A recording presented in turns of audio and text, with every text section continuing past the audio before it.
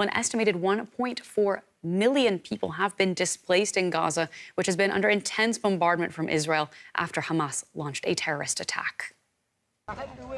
Israeli airstrikes hit a house in central Gaza Strip Sunday afternoon. Reports say at least 6 people were killed. The injured are rushed to the hospital as neighbors and medics dug to find survivors.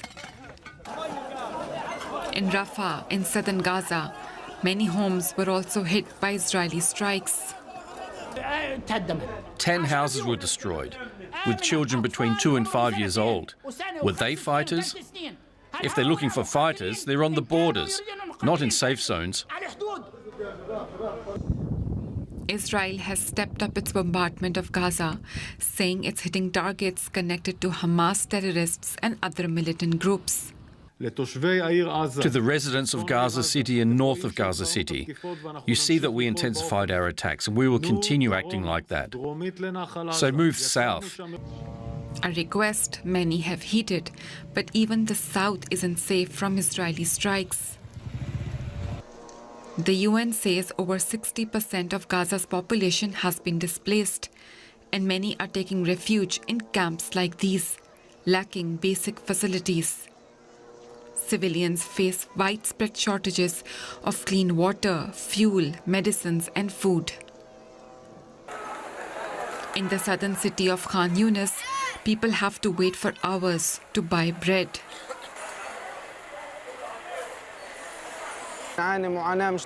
We've been here at the bakery's door since dawn. Only God knows our suffering. If the situation continues the same way for 2 or 3 more days, it will be a catastrophe in the Gaza Strip. Children are starving. We ask all countries and nations to look at us with some humanity. Trucks carrying basic supplies have finally reached Gaza from Egypt, but the aid falls far short of what is needed. The most urgent needs at the moment are fuel, water, food and medicine. Why fuel? Because fuel is used to produce water in Gaza. There is no drinking water in Gaza, and fuel is used to run the desalination plants. So it's very, very, very important. And so far, no fuel has been allowed into Gaza. And without more urgently needed supplies, the humanitarian crisis can only get worse. And for more on that agreement to let more aid into Gaza, I spoke to DW's Tanya Kramer in the Israeli city of Ashdod near Gaza. Well, I mean, aid has been trickling in now on Saturday and Sunday, but as we heard in the report, it's far from being enough to cover the needs of the 2.2 million people living in Gaza, the civilian population. So we understand that there has been another phone call between US President Joe Biden and the Israeli Prime Minister Benjamin Netanyahu. In the readout, it says that they agreed to allow the continuous flow of humanitarian aid into Gaza. It's not specified how much that would be, how often that would be, and what it would be. There's still a dispute about fuel as well, because that is needed. Of course, hospitals are saying they're running out to operate their generators, but also, of course, generators are needed to operate water pumps, etc. So this is very much needed. So that has not been coming in because for almost 2 weeks, we're now going into the 3rd week of this war. All the border crossings had been closed. We also understand there's significant opposition in Israel by some of the groups from the far right. We've heard that they don't want any humanitarian aid going in as well, from some of the families of the hostages that say there should be no humanitarian aid going in if there are no hostages being released. And indeed, this is all taking place across the backdrop of Israel's military increasing its strikes on Gaza. What has the Defense Ministry been saying about the next phase of the war? Well, army officials here have been saying that they intensify the already very massive campaign of airstrikes on Gaza, and we've seen this also from Sunday onwards. We are still waiting, everybody is still waiting for the ground offensive to happen, that troops go in. There has been an incident on Sunday where apparently some Israeli soldiers went inside Gaza. One soldier was killed. The Hamas, militant Hamas group, a military wing, the Qassam Brigade, said they ambushed them. So this is certainly of concern to the Israeli army. They have also been called to people in the north of Gaza, again, those who have been staying there, to leave and go to the south. This is very controversial, obviously, because people are saying, you know, whether we go to the south or we're staying in our homes, we don't want to be displaced, because there also have been massive airstrikes in the south, on Khan Yunis, on Rafah, on other places. So it's not safe to go there. This is what people there are saying.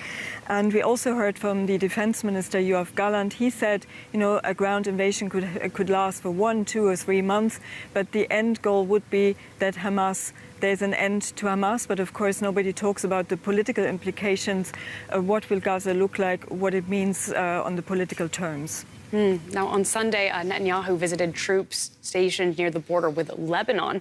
Can you tell us a little bit about what the situation is like there?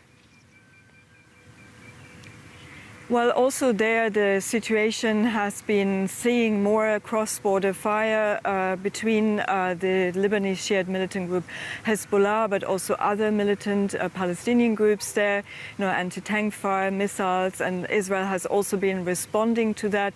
So there is a lot of concern that there might be another front opening there.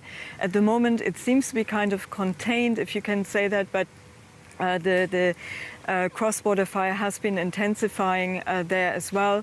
And Prime Minister Benjamin Netanyahu has now issued again yesterday a stern warning to Hezbollah that it would be a mistake if they would seek to enter a war. But of course, military correspondents here are also saying, there could be a miscalculation. This is intensifying over the past days, and something could happen out of there. Israel could also opt to have a preemptive strike. So we don't know what the strategy is there, but we also understand that, again, Israel has called on more communities in the south, in the north of Israel, to evacuate towards the center of the country. Tanya, thank you so much for your reporting. That is Tanya Kramer for us there. And we're now joined by Israeli military spokesperson Peter Lerner. Welcome back to DW.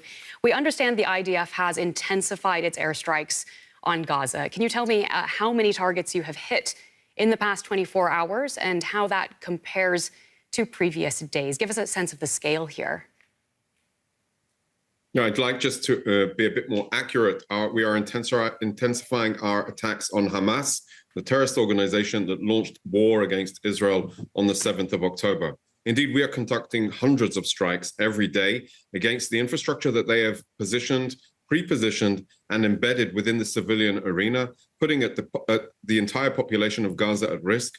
We are continuing to call to the people of Gaza, and specifically the northern Gaza Strip, to evacuate towards the south in order to try and keep them out of harm's way while we root out Hamas. So in these strikes that the Israeli army has been carrying out over the past 2 weeks, what impact have they had on Hamas's capabilities? Indeed, we see Hamas in a state of disarray. We see them in a situation where they have no idea what is going on. Mostly because they are hiding, they are cowards, they are hiding, and they are trying to sacrifice the people of Gaza. We are destroying the command and control positions. We are killing their terrorist leaders and targeting the leaders who perpetrated, planned, and executed the attack of 7th of October. And it is showing itself, and we are seeing a decline in their ability to launch rockets against us.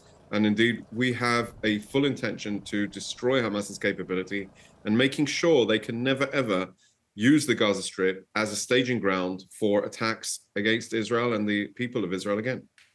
Now, the Palestinian Health Ministry says at least 4,600 people are dead, 3 times as many wounded. How many of these were Hamas militants?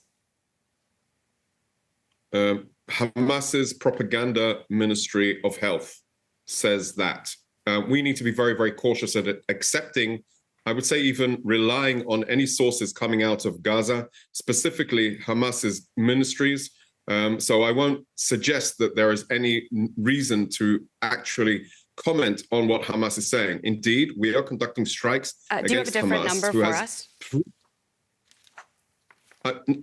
No, I would not even comment on that number. I would say there is a reality on the ground in Gaza where Hamas has pre-positioned its capabilities within the civilian arena. When they put explosive drones on the roofs of housetops, they are jeopardizing those housetops. We are operating within the realm of the laws of armed conflict. We are calling for people to evacuate areas to get them out of harm's way as a temporary measure.